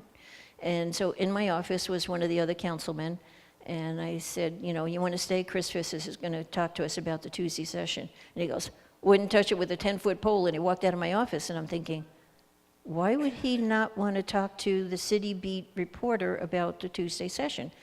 Never in my mind thinking it's a UFO at all, because why would I? Right? So Chris comes in, and he was a nice young man, and he said, sat down, and he started telling me that his mother and his sister had seen an object a couple of years before, and his mother told him, this is not from this world. This is from someplace else. And he said, if my mother said it, it's true. And I'm thinking, okay, and your point is. And so then we started talking, and so what was interesting, which I found out later, is he did the interview, mind you, we had the meeting on Tuesday. He did the interview on Friday, and which was odd, because usually the reporters will come in like the next day or two. And as I found out after, he wanted it to go before the weekend editor because the weekday editor wouldn't allow it. So he timed it so it would appear in Saturday's paper. Well, Saturday, May 10th, we were still in bed. I was in my nightgown. I put on a bathrobe, doorbell rang, open it up, and I'm sorry, the phone rang, and I was almost talking about another incident of a paid lobbyist. But anyway, so the phone rings, I answer it, and it's this guy, and he's talking to me about this thing that he saw. And he was like so excited, and so I wrote down his name and number, and I said, well, I'll call you back because I'm going to ask for an investigation. Phone rings again and again and again. From 7 in the morning till 11 at night, people called. The next day was May 11th, and it was my mother's birthday, and it was Mother's Day, and the phone started ringing early in the morning, same thing, early in the morning till late at night. And I thought, well, a lot of people saw this. And I kept writing everybody's name and number down. And then I get to work on Monday morning, and they said, well, the voicemail in my office was totally full up. And in all the other offices, they couldn't get it through to mine because there was no more room, so they called all the other council members and the mayor. And by law, when you get a call and it's comes to your voicemail, you have to give it to the council member that it's for. So they all had to give it to me, including the mayor, and very upset. And I thought, why are all these people calling? So I had this was now, mid-May, And I had all these people that they got all their phone numbers and everything, and I started calling them back, and I thought, and I had my staff call too, and it was like, all these people saw whatever this was, and it obviously affected them heavily, and I didn't see it, and it's like, wow, you know, so at first I was thinking it was military, and then I thought, no, because if it was military, they would have heard it, or somebody would have said something, or, you know, you go through all this stuff, and I thought, something else happened here. So over the next, that was May, and so I was starting to call people back as I had time, because I had a very busy district. We had a lot of things going on, and so I kept trying to call people either, you know, during breaks at work or in the night, you know, and the more I'm talking to these people, and they're all describing the same thing. You cannot get 10 people to describe the same thing. And so what Sue said is right. It was low, it was slow, it was obvious, it was totally silent, and everybody said the same thing. It was exciting, it was amazing, it was astounding. Nobody said anything negative, except one boy who the newspaper, and he told the newspaper, oh, he was on his telescope and he saw all these planes going south. Well, yeah, planes did go south because they did activate the, whatever they were, F-16s or something, and they followed it. But the whole thing was, that's not what it was. And so after I talked, I kept calling people back. Well, then we get to mid-June. And I had told everybody that called me, call the governor's office because he's the top guy. And so they did. And then comes mid-June, and I have to go back a little bit because we know Fife Symington. And Fife Symington does not have a sense of humor. Serious. We've been to his house, they tell jokes, everybody's laughing, and he's going, I don't get that, you know? So there's no way. Okay, so anyway, what happened was, he bucked the federal government when the federal government was going to close down the Grand Canyon because of money shortage, because they were trying to get a bigger budget and all that kind of stuff. And he said, well, you can't close down the Grand Canyon because there's so many businesses that depend on it. I will send the National Guard. So the federal government came down on him and said, well, if you're going to do the National Guard, we're going to look over your financial things, because he was building the Esplanade down on Camelback and another development. And they said, you fudged your numbers. You valued it too high. And he said, no, I didn't. I said, yes, you did. We're going to take you to court. So they take him to court. He's been in court for a couple of months. This whole thing happens, and he's getting all these phone calls. And then he goes on a break from court because he was all morning, and then they have a lunch break and they go all afternoon. And they've been doing this for like a couple of months. So he's on his lunch break and he goes to Child Help, which is an organization that helps children who are having any kind of problems, and they try to straighten everything out. It's a very good group. And so he's at this luncheon, and the reporters come up to him, and they're saying, you know, well, how's the court thing going? And he goes, well, you know, I'm trying and all that. And one reporter says to him, what are you doing about this object that's gone over Arizona? And he says, oh, well, I got a lot of calls, and, you know, I'm going to be investigating. So I said, that was really good. Goes back to court for the afternoon. We find out when he came back to court, he went into the judge's chambers. And in the meantime, they had on television that the governor was going to do an emergency press conference. Well, if a governor's going to do an emergency press conference, it's usually because of threat to life, limb, property, or whatever. So everybody's going, oh my God, I wonder what happened that he's going to do this as soon as he gets out of court. Gets out of court, does the press conference, we're watching. And it's like, oh my God, I can't believe he did this. First of all, I knew he didn't do it. I knew it was done for him, because he wouldn't have, like, I don't know how to say this, doesn't have enough sense of humor to be able to plan anything like that. And I started getting phone calls right away. Do you believe what this governor did? And, you know, he's making fun of us and everything. And I'm going, I cannot believe it. First of all, he doesn't have a sense of humor. This was not him. Well, here's my theory. He was in court on a trumped-up charge, no pun intended, and he was told, now that you said this at lunch, then if you don't make this a joke, you're going to go to prison. And because they can do that. Here's your wife and 6 kids or prison. Which would you choose? I'd choose to do the joke. So I think that's what he did. We saw him at an event after that, and I said, I saw Ann. I go, hi, Ann, how are you doing? She goes, fine. I says, where's Fife? Oh, he's over there.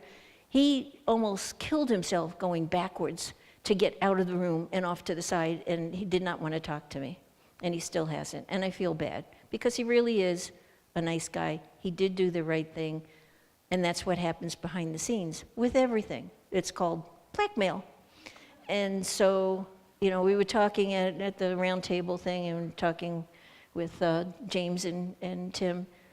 It's really sad that that goes on behind the scenes, but it does.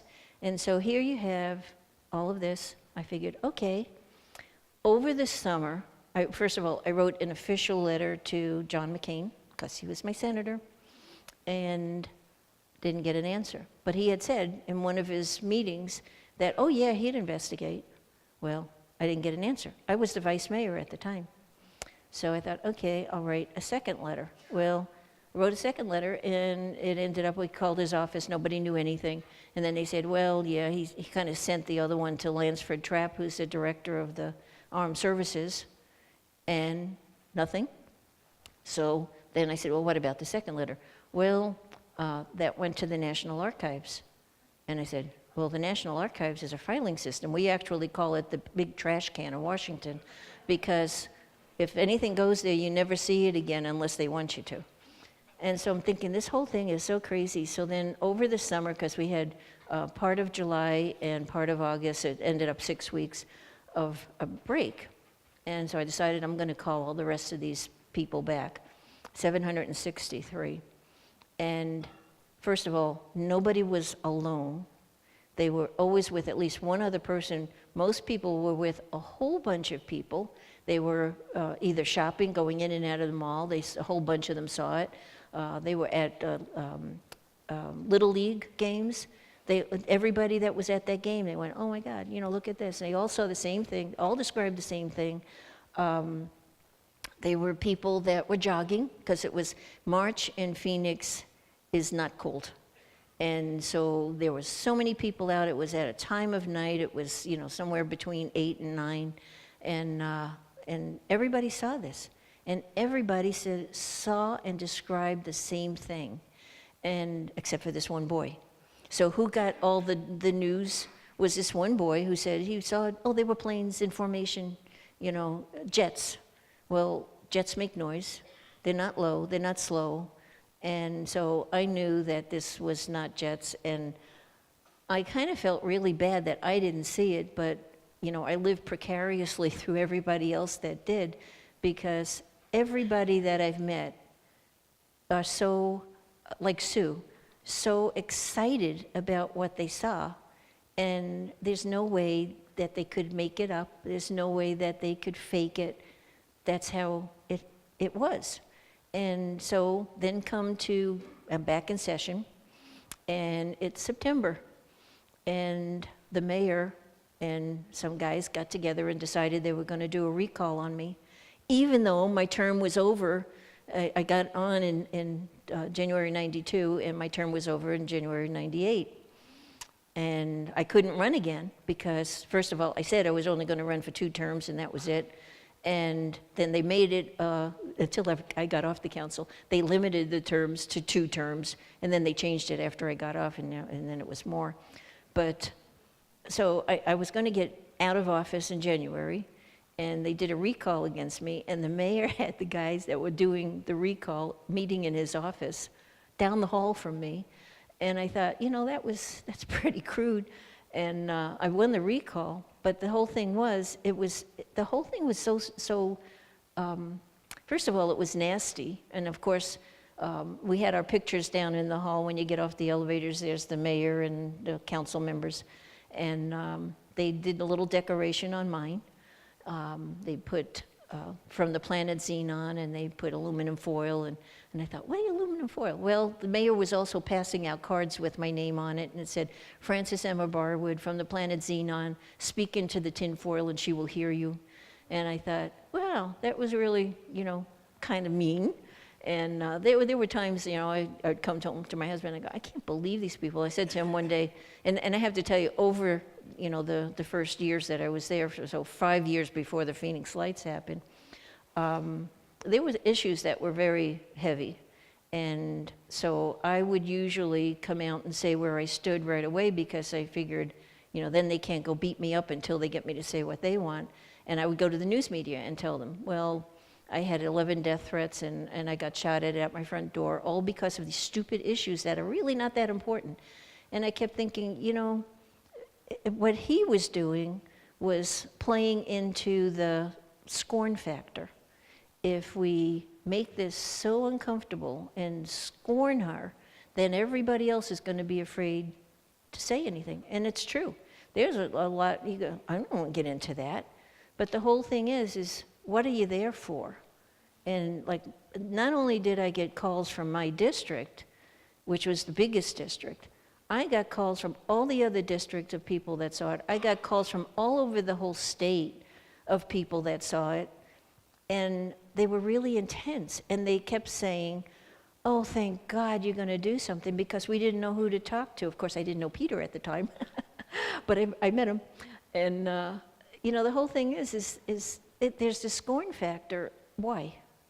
Now, let me give you my personal philosophy. God made the world. He made all the planets. Do we think that we're the only ones? I don't think so. And then the other side of the coin is, if we're the only ones and we're the best there is, we're in big trouble. So you look at the whole picture, whether you believe or not. In the original text of the Bible, where it says, in my Father's house there are many mansions, I could never get that, because why would you have mansions inside a house? Well, the original text is, in my Father's universe there are many worlds. So the whole thing is, of course there's other people, there's other beings. Don't know, what they look like. I don't really care what they look like. You find them good, bad, all over, as Mike's Greek grandmother used to say. And so the whole thing is, if they were coming here, I do believe that they are watching us and thinking, oh my God, how awful these people are. And I don't know if they're going to try to save us before it's too late, or they're just going to say, let's toss this one out and go to another one. But the whole thing is that if they wanted to hurt us, if they were, evil, they would have done something already. They have more intelligence, they're light years ahead of us in everything, vehicles, whatever. So I've come to the conclusion, whoever they are, whatever they are, there's nothing to be afraid of. If there's bad ones, we'll take care of them, or the other ones will, whatever. And the main thing is that you need to go out and talk to people and say, we have this all over the world. I got calls from London, from Japan, from France, from Australia. They're all open about it. They all talk about it. There's no, oh gosh, you're just talking about it now. We've been talking about this for years. I'm part Iroquois, and so my great-grandfather was a German trapper, and my great-great-grandfather, and he married an Iroquois woman. And so I'm doing an ancestry thing because I want to find out all about it. But I had a wonderful meeting with the Native American group the other night. And guess what? They've been talking about it for thousands of years. And it's like, where are we? So the whole thing is not to be afraid of scorn. And I'll tell you 2 phone calls I got, because I said, my phone was always listed.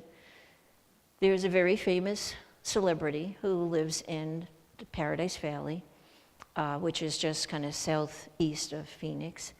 And he called me up and he told me he saw this. And he goes, but I will not talk about it publicly, and so please keep it a secret. I have not even told my husband who it was. But I know and he knows, and I felt good about it. I know because of his position it would cause a lot of grief. But I wish that he would. The other call I got was from a man who said, I won't tell you who I am, but I just want you to know I saw it that night. And I said, well, I'm sorry, I'm not even going to listen to you because you're not telling me who you are. He goes, well, I can't have my name out there. And I said, why? And he said, well, I'm vice president of a big company, and I'll lose my job. And I said, well, I promise you I will never tell your name, but you need to tell me. And I promise you I won't ever break that. I've held secrets so long that I forgot what they were. So it's like, no biggie to me. So he told me who he was in the company, and I said, okay, fine, thanks, and I hung up. So then the next day I thought, okay, I'm gonna really see if this is who it is. So I called the company, and I asked for him, and I got him, and I said, just checking. and it really was him. And so, you look at this guy makes, big money, like 7 figures. And they're afraid. Now, you take Japan, or you take England, or any of these other countries, they see stuff, they take a picture, it's in the paper, it's like, look what flew over us. And it's like, why are we into that scorn factor? And there was a lot of things, and Steve Benson, who was the cartoonist for the Arizona Republic, I don't know if you've seen those pictures, but he did the cartoons, and one he had me with a flying saucer going in one ear and coming out the other. And then he had one with me and Mr. Spock and a couple of others. So we met him he was doing a roast for someone we went to, I think it was Sam Steiger, and he was there. And he came over and he goes, I hope you don't take anything personally. And I said, what are you going to do next? And he says, oh, I'm going to do a good one. Well, he never did. So, but the whole thing is that's how they get people. That's how they quiet people. They ruin them financially, business-wise, scorn-wise. They call everybody, oh, those lunatics, they're at a UFO conference. And it's like, that's because we believe in freedom of speech and telling what we saw. And even though that year I did not see that, and I told Tim about what happened when I first moved to Phoenix. I went out to the mailbox to get mail with my middle son, who's a Phoenix firefighter, EMT, but he was little, and so actually he was 10. And we went out to the mailbox, and he goes, Mom, look, and he pointed up, and I looked up, and there was this diamond-shaped thing flying over with, empty hole in the middle, like diamond-shaped, it was like that, And I looked up, and I thought, wow, and I said to him, oh, it must be some kind of new aircraft or something. Never fazed me as, what was that? And so then nothing until this, and then a year later, we were listening, I don't know if you probably don't ever hear of him up here, it's Frank Baranowski, The World Around Us, and he was on Phoenix radio from 10 to midnight every night. And so we were listening to him one night, it was November, actually it was November 13th of 98. And so we're laying in bed and listening, and he said, because he had talked about the Phoenix lights many times, and as he went on a break, when he came back, he goes, folks, this lady called in, it was the first thing, and she said, did you see the thing that's in the eastern sky? And he said, no. He goes, but my security people came in and said, I've got to go outside and take a look at this thing. So I go to my husband, we got to go outside and take a look. So we go outside, and of course it's November, so there's no leaves on the trees. And at that point, we lived in north central Phoenix. And so I looked between the twigs and just to see if this thing was moving. But it was a cylinder, brightest bright white you ever want to see. And that was the other thing that I had a hard time with. I got to go back up. All these people who saw it forgot it until they saw the article in the paper. And then it was like, they totally forgot it. And and it was like, wow, well, I couldn't understand that. But at least they remembered, and they all described the same thing. So I knew, okay, well, maybe, put it on the back burner or something. So we go out and we're looking at this thing, and I said to him, that's really something. So I go in, I call my friend who lives in Scottsdale, and I said, I woke her up, it was 11:25 at night. And I said, look in the east, and it was 10:25, I'm sorry, 10:25. and look in the eastern sky. So I hear her opening her door. I woke her up, opening her balcony door, and she goes out and she comes back. She goes, "What is that?" I said, "I don't know, but I'm going to go out and look at it again." So we go out, and it was a cylinder slightly tipped. And so I kept looking at it. I got it between the twigs. It did not move. And then all of a sudden, we got really, really tired. And I said to him, "I got to go lay down." And we went in, out. Next Thursday, we were riding in the car, and Frank Baranowski's advertisement for his show comes on. And I hear it, and I go, "Oh, my God, do you remember that thing we saw?" He goes, "What thing?" I said, "Last Saturday night, and it was, you know, in the sky." And he goes, "No." And I thought, maybe I dreamed it. So I called my girlfriend, and I said to her, "You remember that thing last Friday night?" And she goes, "Oh, my God, I've totally forgot all about it. Yeah, now I do." And then he did. And it was like, how could we not remember it at all for all those days? And then I thought, okay, we have a parameter of where you're supposed to believe and what you're not supposed to believe. And I think that when you go outside that parameter, it blocks it out. That's the only thing I can think of. It made no sense to me. But then because it happened to me, then I realized all these other people who totally forgot it until they saw the article, it happened to them. I don't understand it, but it makes sense in my thinking. So that's kind of it, and you have questions? That was very powerful. The microphones are still out there for anyone with questions. Hi, thank you very much. I'm curious about the fact that from your testimony, 763 people who were relatively enthusiastic about this sighting of the large object in '97, that none of them produced any really good images for you to see. Okay. What's happening? I forgot about Richard Curtis. I got a phone call, and there was this man. He said that he was a disabled veteran. He lived in the Westwood Hotel, which was an old hotel, really old, and they converted it for people who were handicapped and disabled, mostly veterans, and he lived there. And he called me up, and he said that his hobby was taking videos and listening to the CB. And he said, "I was listening to the CB that night, and all these truckers were talking about this big thing that was heading south to Phoenix.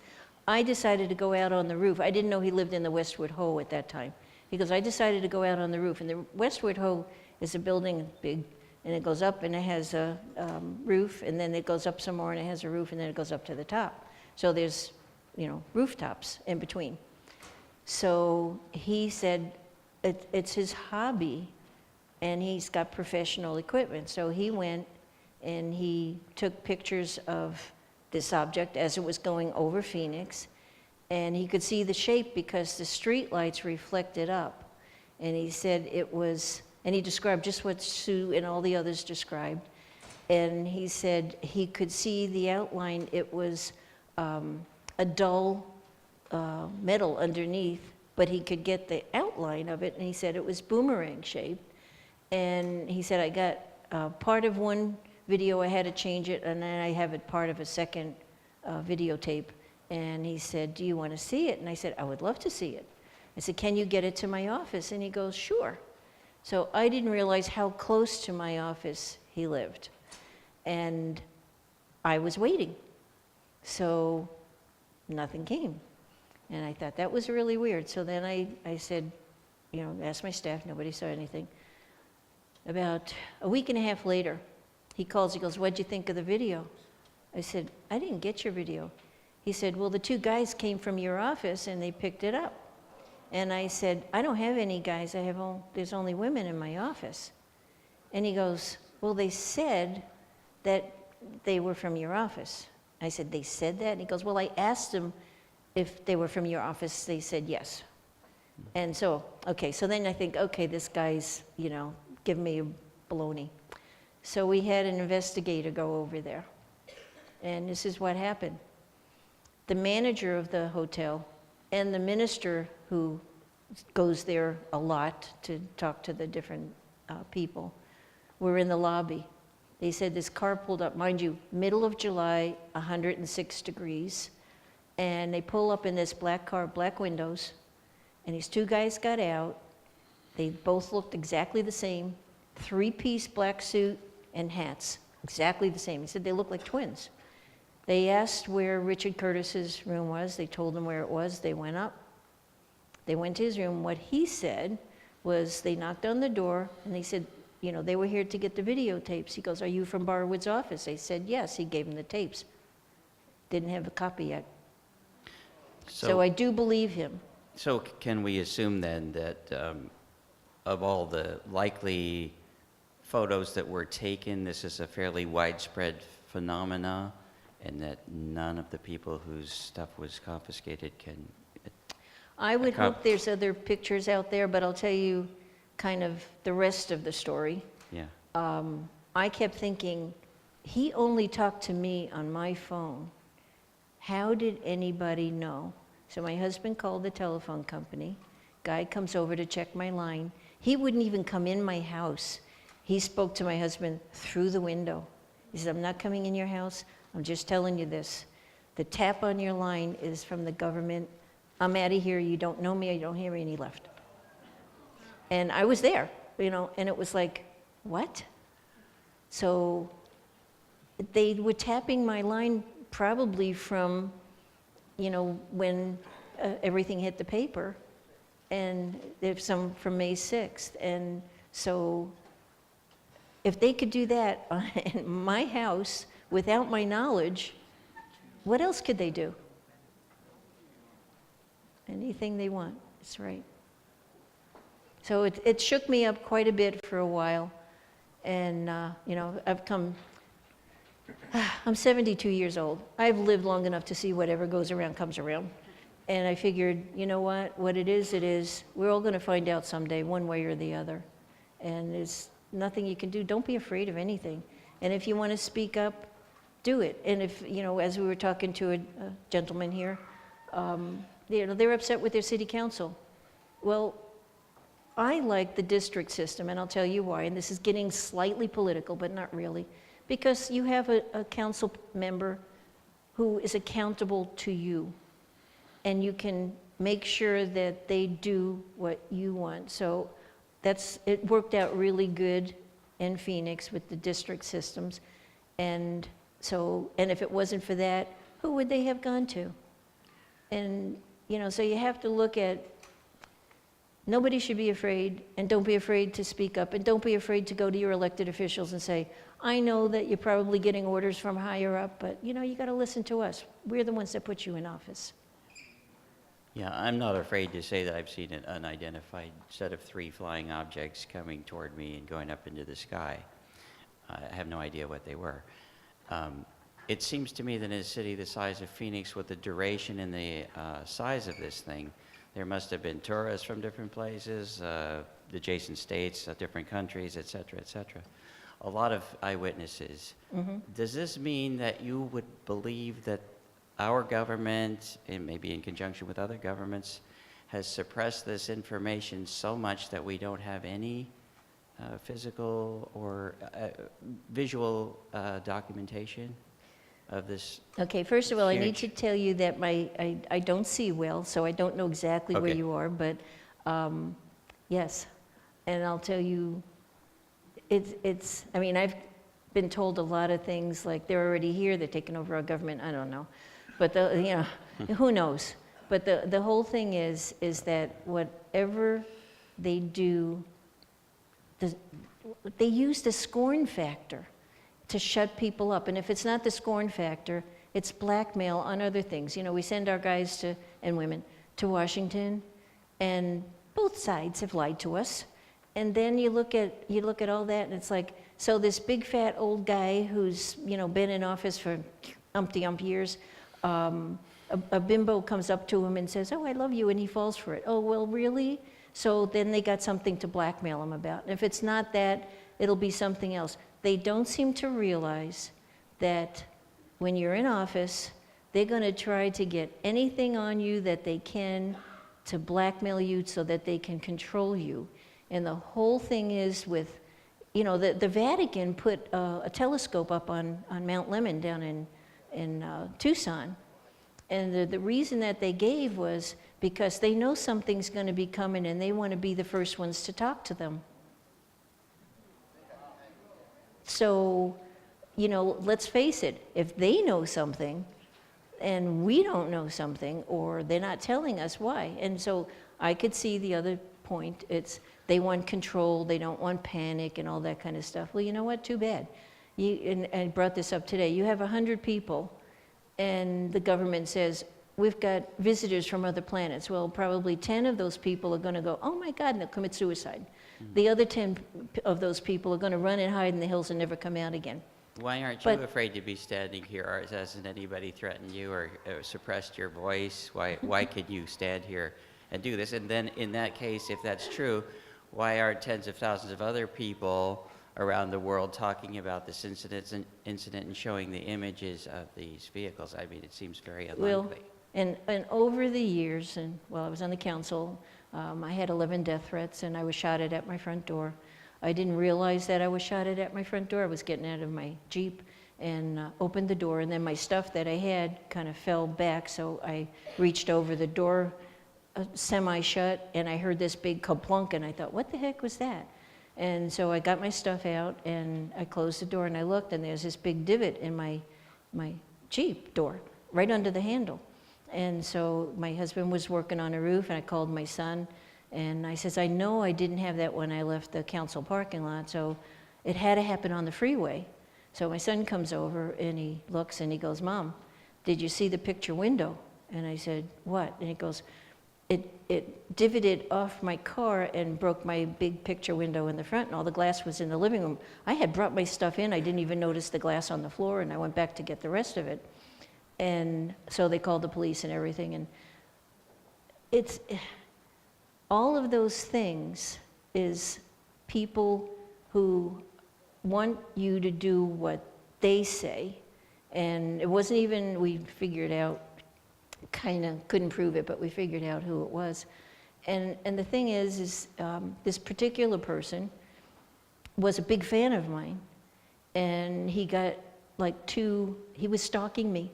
He was stalking me everywhere, every meeting, everything, and finally at one meeting I said, he came over and he's rubbing my shoulder, my husband's standing right over there, he's talking to this other man, and he starts rubbing my shoulder and my back, and I said, John, take your hands off me, leave me alone, don't talk to me, go away.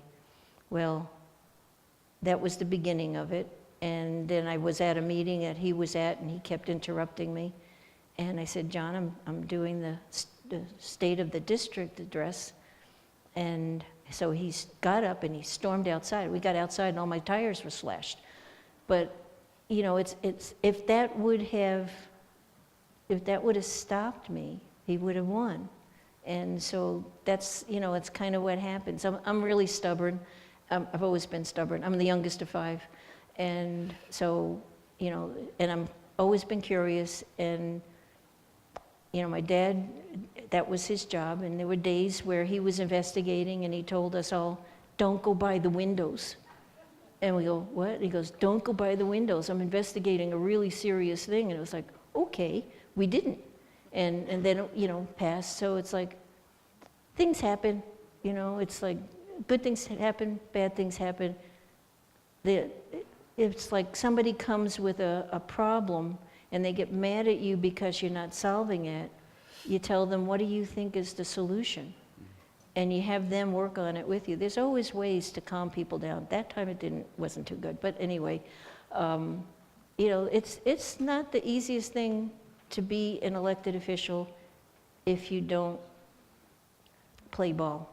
The previous speaker and her 5 children didn't seem to be intimidated by speaking out.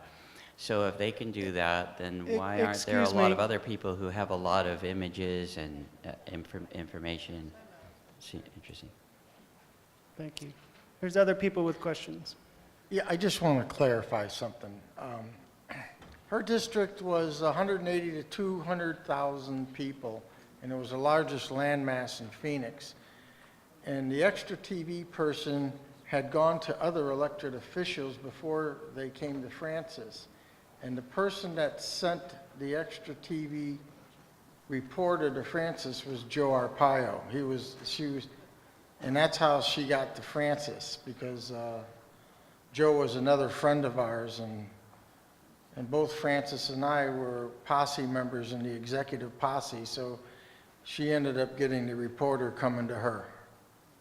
Well, and Joe's been a longtime good friend, and his wife now, Ava, is very sick with cancer. So, but he's another guy. He's says what he thinks and what he feels at the time, and that's not a bad thing. You may not agree with him, and so you can tell him you don't agree with him. He goes, okay, fine. I've had lots of people say, I wish you would have never brought that up. It's like, okay, why? Well, because that's really scary. And it's like, okay, why? And then they go, well, I don't want to have beings from other planets come down here. It's like, okay, why? And it's like, by the time they get all the way through with it, it's like, there's really, if they wanted to kill us, it would have happened already, because they're so far advanced. So it's really, there's nothing to fear. And that's it. So I was curious. You mentioned that F-16s were scrambled. Yeah.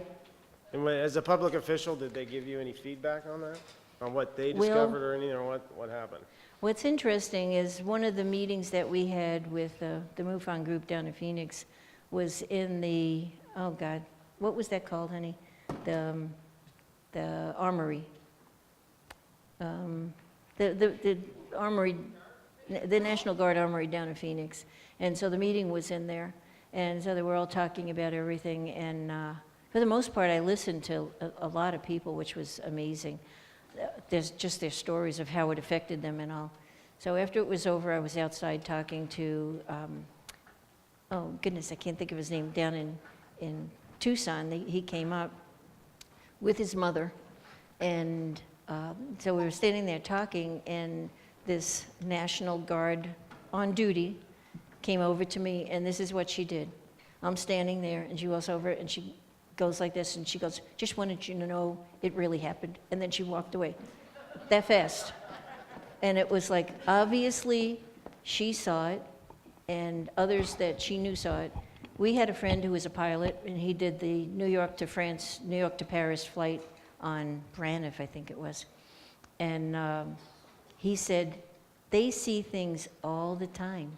And they said, they know the things that are not from here. There's no way. He said, but I want to keep my career and I want to retire. And so I will never talk about it. And he did get to retirement, and he retired, and he died. So he never did do anything with it. But they know it.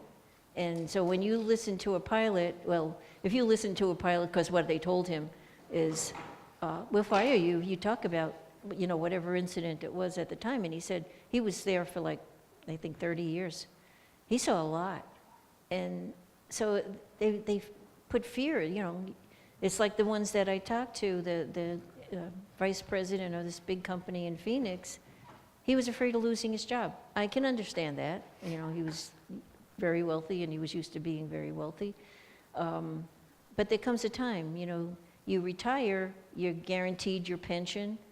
Write a book, but talk about it. And if we would get more people to take the scorn factor out, and the scorn factor really is just a control thing. Yeah. So, they want to embarrass you. Oh, that's the one over there, Yeah. Well, what are you going to do?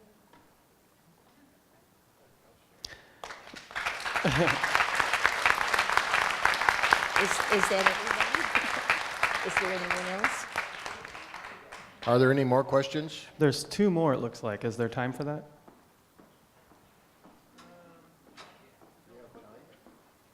Yes, but we do need to move it along. Thank you.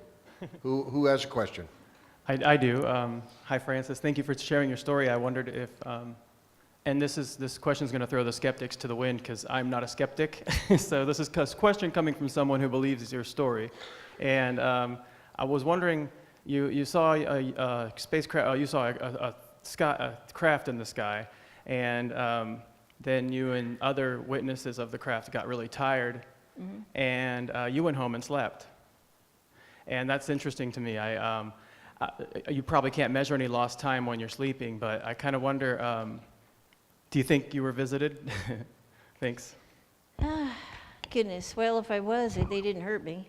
And I don't know. I have never had something like that to me, and here's the thing. I couldn't understand why so many people didn't go to the police or, I mean, some did, some called right away.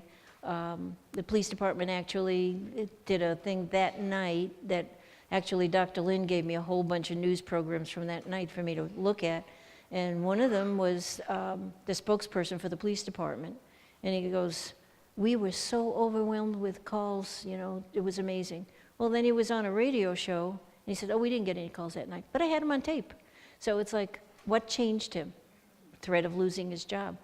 And so, you look at that, and one of the things, two of the things I couldn't understand was, why didn't everybody call the police, the airport, everything, right? It could have been, we estimated because of all the 763, and everyone was with other people, we estimated it was somewhere around 10,000 people probably saw this.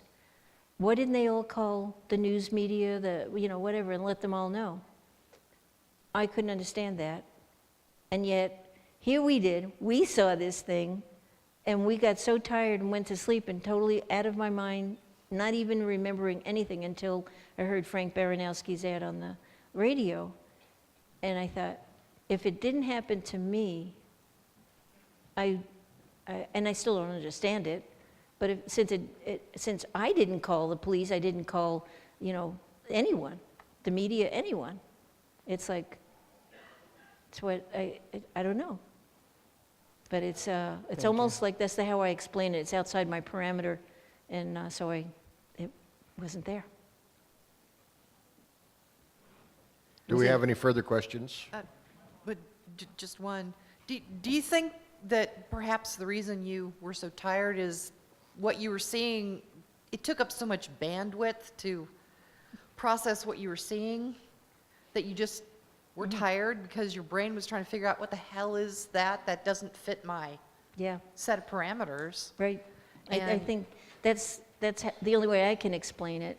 And I was talking today about I had a really bad accident in 2011, and it was really bad, and I died in the helicopter on the way to the trauma center, and I went to somewhere else, and it was beautiful. And if I would have taken one step, I would have stayed there. And in my mind, I said, my family's not ready for this. I said, God, send me back healed. I had a broken neck, broken ribs, broken knees. And they had to cut me out. And poof, I was back in the helicopter. It was landing down in Phoenix. This was up in Chino Valley. And it was that fast from the time they put me in the helicopter till I was down there. I don't remember that accident at all. And I don't know if it's a protective mechanism or it was something like you can't grasp that there's something that's unexplainable. I don't know. But I think it's probably a protective mechanism until you can digest it all. So, I don't know. Thank you so much.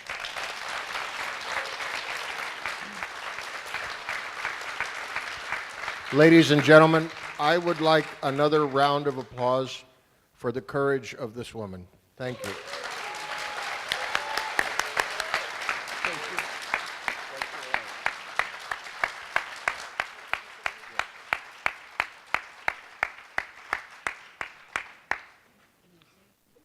Ladies and gentlemen, we hope you will be back here at 7 for a very important presentation by Dr. Lynn Kitai. It's time to really get into the heart of the matter, and I believe that that's where we're going. So I look forward to seeing you here all then. Thank you.